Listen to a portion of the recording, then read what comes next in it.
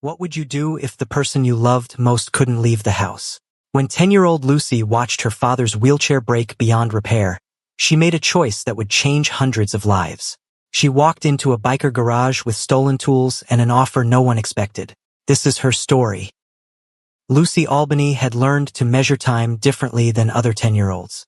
Not by birthday parties or summer vacations, but by the sounds her father's wheelchair made. First came the squeak, a high-pitched protest from the left wheel bearing that started 6 months ago. Then the rattle, metal on metal, loose bolts that no amount of tightening could fix. And finally, 3 weeks ago, the grinding, a deep, mechanical groan that meant something inside was dying. Their apartment sat on the second floor of a building that smelled like old carpet and boiled vegetables. The elevator had been broken for 2 years. Moses spent his mornings by the window, a mug of cold coffee in his lap, watching the street below like it was a movie he couldn't pause. He used to be the kind of man who fixed everything: engines, plumbing, the neighbor's busted radio. Army mechanic, deployed twice, the guy everyone called when something needed saving. Now he couldn't even save his own mobility. The wheelchair was 7 years old, standard VA issue, built for function, not comfort. Moses had already replaced the armrests with padded ones he'd sewn himself, reinforced the frame with spare angle iron, jury-rigged the footrest 3 times. But you can only patch something so many times before the whole structure gives up. The morning it happened, Lucy was pouring cereal when she heard the crack, sharp and final, like a bone breaking. She dropped the bowl and ran to his bedroom. Moses was on the floor, one hand gripping the bed frame, the other pressed against his lower back. The wheelchair lay on its side, the main support beam split clean through, metal edges jagged and sharp. "Dad, I'm fine." His voice was tight, controlled. The voice he used when he was absolutely not fine. Lucy knelt beside him, her hands hovering uselessly. "Should I call someone?" "Who?" He laughed, but it came out bitter. "The VA? They'll put me on hold for 45 minutes and tell me to file a form." She helped him back onto the bed, his arm heavy across her shoulders, his breathing ragged. The wheelchair stayed where it fell. Later that day, Lucy called the emergency VA line 3 times. Each time, a different voice told her the same script. Case under review, standard repair time 6 to 8 weeks. Replacement requests require supporting documentation from a physician and proof of medical necessity. "He's a veteran," Lucy said, trying to keep her voice steady. "He was hurt in Afghanistan. He can't walk." "I understand, honey, but there's a process." She hung up. That night, Moses didn't come out for dinner. Lucy made spaghetti and left a plate outside his door. In the morning, it was still there, untouched. Through the thin walls, she could hear him moving, the shuffle drag of someone crawling because there was no other option. At school, Lucy moved through her classes like a ghost, present but not really there. Her math teacher asked if everything was okay at home. Lucy said yes, because what else could she say? That her father was trapped in a 3-room apartment like a prisoner? That she'd started waking up at 2 in the morning just to check if he was still breathing? The days blurred together. Moses's beard grew scraggly and uneven. He stopped pretending this was temporary. He sat on the edge of his bed most days, staring at the broken wheelchair in the corner like it had personally betrayed him. Lucy watched him disappear a little more each day, his shoulders curving inward, his voice getting quieter. On a Friday afternoon, she walked past Barton's Hardware on her way home from school. The store had been there forever, windows cluttered with paint cans and extension cords and tool displays. She stopped. Inside, mounted on the back wall, was a pegboard full of socket sets, organized by size, gleaming under fluorescent lights. She remembered her father's tools, the ones he'd sold when the medical bills started piling up. Beautiful chrome sockets in a red metal case, each one nested perfectly in foam cutouts. He used to let her hand them to him while he worked, teaching her the names: 3/8, half-inch, metric versus standard. She walked inside. The cashier was deep in conversation with a customer about deck screws, galvanized versus stainless steel, indoor versus outdoor. Lucy's heart hammered against her ribs. She moved down the aisle slowly, casually, like she belonged there. The $20 socket set was right at eye level, small enough to fit in her backpack. Her hands were shaking when she reached for it. She didn't run.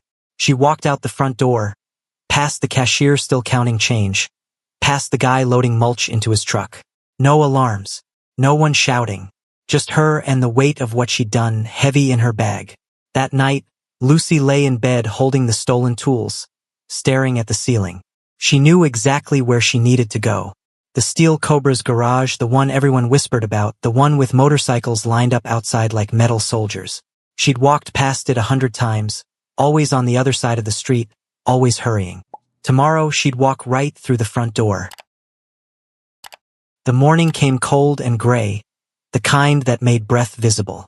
Lucy left the apartment before her father woke up, the socket set wrapped in an old t-shirt at the bottom of her backpack. She'd rehearsed what she would say a dozen times, but now, standing across the street from the Steel Cobra's garage, every word evaporated from her mind. The building looked worse in daylight. Sheet metal walls streaked with rust, windows so filthy they reflected nothing but grime.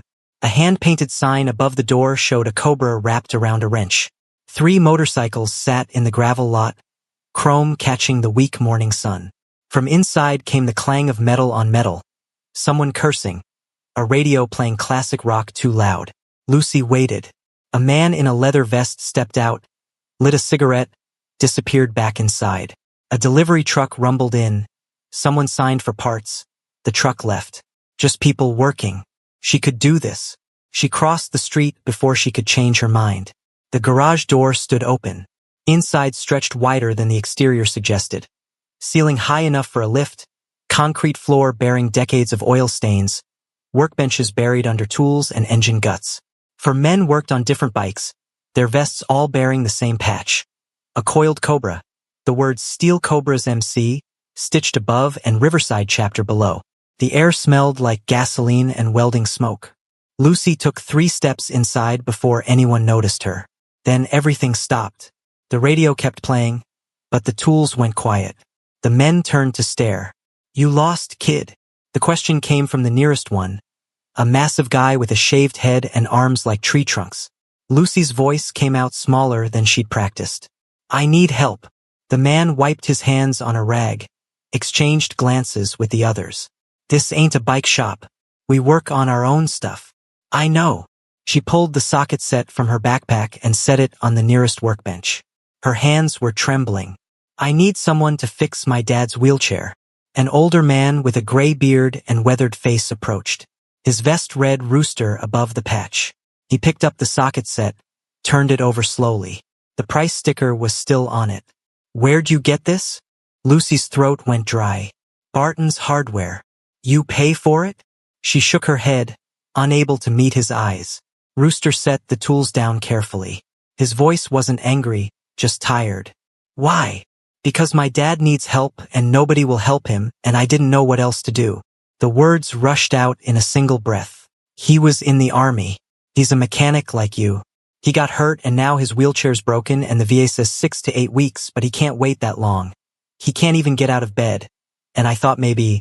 Her voice cracked. She bit down hard on her lip, determined not to cry in front of these men. Rooster crouched down to her level. Up close, she could see scars on his forearms, faded tattoos, eyes that had seen things she couldn't imagine. "What's your dad's name?" "Moses Albany." Something changed in Rooster's expression. He went very still. "Moses Albany, army mechanic." "Yes." "How old are you?" 10. Rooster stood slowly, rubbing the back of his neck. He looked at the other men. "Grizz, come here." The massive bald man walked over. Rooster kept his eyes on Lucy. "This is Moses Albany's daughter. Ring any bells?" Grizz frowned, thinking. "Albany, wait, Motor Pool Moses? The transmission guy from Salerno? That's what I'm thinking. Holy hell." Grizz looked down at Lucy with new eyes. "Your old man saved our asses more than once. Kept our convoy running when half the vehicles should have been scrapped." Rooster nodded. "Best mechanic I ever served with. Heard he got hit by an IED on his last tour. Lost track after that." Lucy felt something loosen in her chest. "You knew him?" "Knew him?" Something like a smile crossed Rooster's face. "Kid, your dad taught me everything that matters about engines. 18 months in the same unit." His expression hardened. And the VA's leaving him in a broken wheelchair? They said they'd help, but it's been 2 weeks and he can't leave the apartment and I didn't know what else to do, so I just... She gestured helplessly at the stolen tools. Rooster picked up the socket set again. All right, here's what's gonna happen. You and me are taking this back to Barton's right now. I'm paying for it, and you're apologizing to whoever's working the counter. You don't start fixing things by breaking rules. Your dad would tell you the same thing. Lucy nodded, relief and shame washing over her in equal measure. After that, Rooster continued, we're going to see your father, and we're going to figure out what he needs. You mean it? I don't say things I don't mean, he called over his shoulder. Tiny, you got that trailer hitch fixed yet? A lean man with a ponytail looked up from a bike engine. Yeah, why? We're making a house call. 20 minutes later, Lucy stood at the Barton's counter apologizing to a confused cashier while Rooster pulled out his wallet. Then they walked back to the garage, Lucy feeling lighter than she had in weeks. Rooster loaded some tools into a pickup truck. Grizz and Tiny climbed into the back. As Lucy got in the passenger seat, Rooster glanced at her. Your dad know you're here? No. He's gonna be pissed. I know. Rooster started the engine. Good. Means he's still got some fight in him. Moses was on the couch when they knocked, wearing sweatpants and an army t-shirt that had seen too many days without a wash. He'd managed to drag himself to the living room using the coffee table and chair backs, a journey of maybe 15 feet that left him exhausted. When Lucy opened the door with 3 bikers behind her, his face went from confusion to anger to something else entirely. Rooster stood in the doorway, hands in his pockets, taking in the cramped apartment with the practiced eye of someone who'd seen plenty of hard times. Moses Albany, you got old. Moses stared. His mouth opened, closed. Rooster. Yeah, brother. Been a minute. They gripped hands, then pulled into an embrace that lasted longer than either probably intended. When they separated, Moses's eyes were wet. I heard you got out. Heard you were stateside, but... He shook his head. Man, I thought I'd never see you again. Takes more than a few roadside bombs to get rid of me. Rooster gestured to the others. You remember Grizz? Moses's laugh was genuine for the first time in weeks. The guy who couldn't change oil without getting it everywhere? Yeah, I remember. Grizz grinned.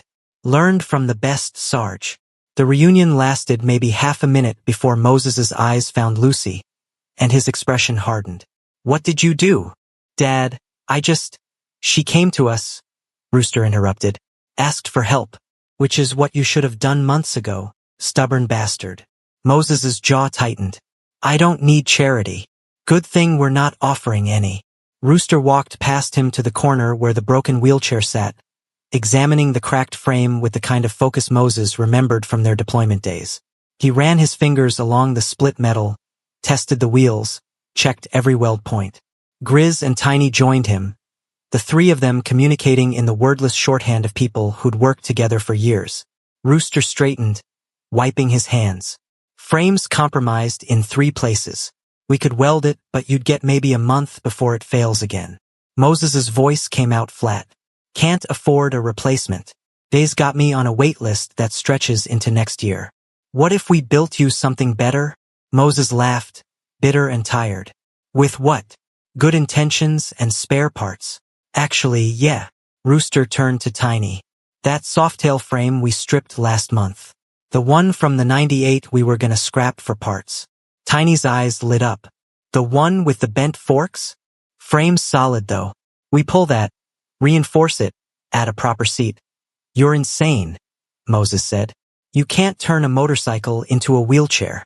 Grizz was already sketching something on a napkin he'd found on the coffee table. Not a wheelchair. Something hybrid. Look, we take the frame, drop the seat height, add hand controls here and here. Small electric motor for assist, but keep it manual capable for reliability. Moses watched them work, saw the way they moved around each other, the familiar rhythm of mechanics solving a problem. He looked at Lucy, who stood by the door watching him with desperate hope in her eyes. His daughter had stolen for him, had walked into a biker garage alone because he'd been too broken to fix himself. All right, he said quietly. Show me what you've got in mind. The kitchen table became their drafting board. Notebook paper filled with sketches, arguments flying about weight distribution and where to mount the motor. Moses's hands moved over the drawings with muscle memory, adding modifications, pointing out problems, suggesting solutions. It was the most alive Lucy had seen him in months. By evening, they'd gotten Moses into the truck, Tiny's portable ramp making the loading almost dignified. The workshop looked different at night, work lights casting sharp shadows. The space transformed into something that felt almost sacred. The Harley frame sat on sawhorses in the center, already stripped down to bare metal. Rooster handed Moses a welding mask. "You still know how to run a bead? Like riding a bike." Moses's smile was crooked. No pun intended. They worked deep into the night, past midnight, past exhaustion. Moses directed from a rolling stool they'd found in the back, his mechanic's brain coming back online after months of forced retirement. Lucy sat in the corner, watching her father become himself again. Focused, precise, occasionally barking corrections when someone's weld wasn't clean enough. The next day after school, Lucy came straight to the garage. Rooster was grinding down welds, sparks flying. He killed the angle grinder when he saw her. "Homework done." "Not yet. Do it first. Then you can help." She spread her books on a workbench in the corner, rushing through math problems and a book report, glancing up every few minutes to watch the build take shape. When she finished, Rooster handed her a wrench. "You said you wanted to learn. Start with these bolts. Snug but not stripped. Feel the difference." 3 nights straight, the garage was their entire universe. Moses showed Lucy how to read measurements, how to check tolerances, the importance of doing things right even when you're tired. Grizz fabricated a hand crank system that connected to the rear axle, the motion smooth and natural. Tiny wired LED lights into the frame, then added flames down the sides because, as he said, "If we're building this thing, it should look badass." On the 3rd night, Smokey, a quiet member who usually worked alone, brought in a small electric motor. Scooter motor. Figured it might help on hills. They integrated it into the design, adding a thumb throttle and a battery pack under the seat. The machine grew from concept to reality piece by piece, weld by weld. It didn't look like a wheelchair anymore. It didn't look like a motorcycle either. It looked like something entirely new, steel and determination made solid. Rooster stepped back, wiping sweat from his forehead. "We need a name for this thing." Tiny grinned, gesturing at the flame details. "The Iron Throne." Everyone laughed, but the name stuck. It was perfect, ridiculous, and powerful at the same time. "Tomorrow," Rooster said, looking at Moses. "Tomorrow we roll it out and see if this crazy idea actually works." Sunday morning came clear and cold. Rooster called while the sun was still low. "We're bringing it over. Be outside in 20. Moses hadn't slept. His mind had run through every possible failure. Motor dying, frame cracking, the whole thing looking impressive but changing nothing. But when Lucy knocked on his bedroom door, her face bright with anticipation, he pushed the doubts aside. Getting downstairs was its own battle.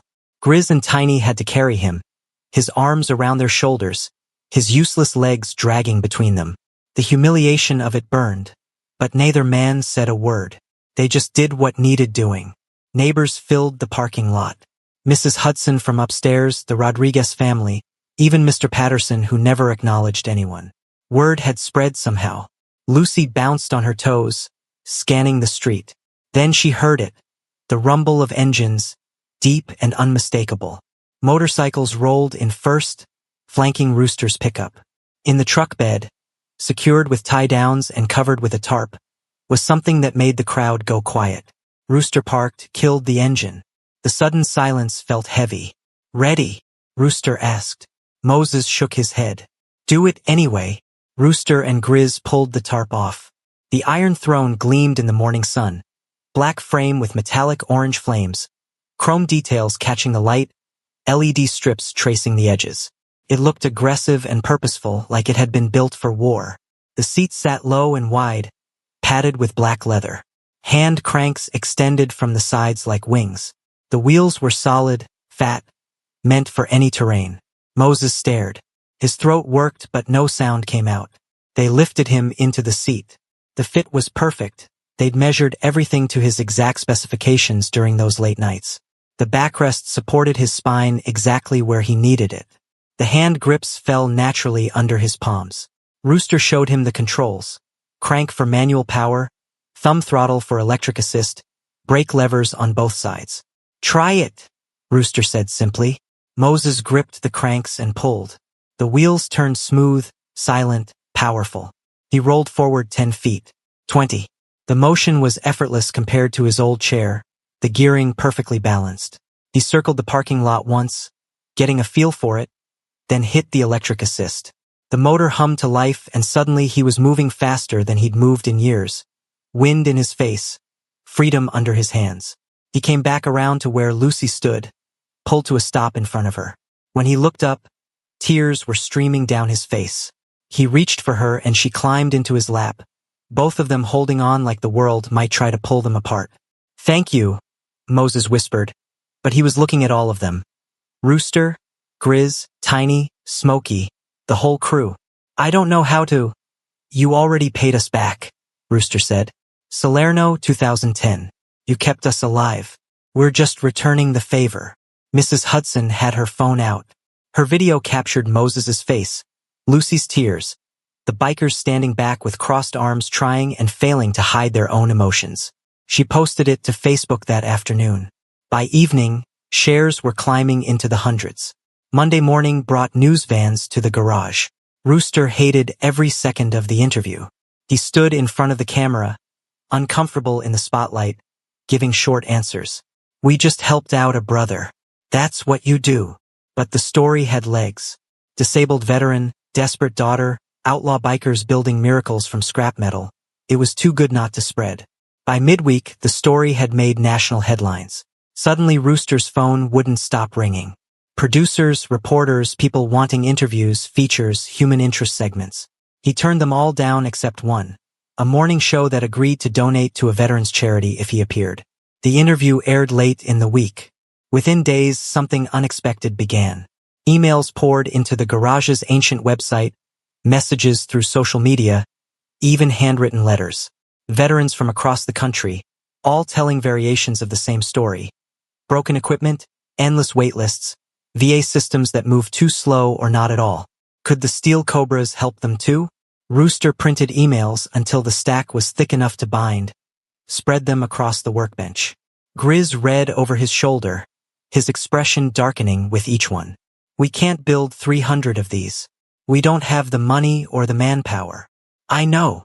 Rooster stared at the messages like they were personally accusing him. "But we can't just ignore this." Lucy was doing homework in her usual corner. She looked up. "What if people donated? Like a fundraiser?" Tiny snorted. "Kid, this isn't a school bake sale. We're talking serious money."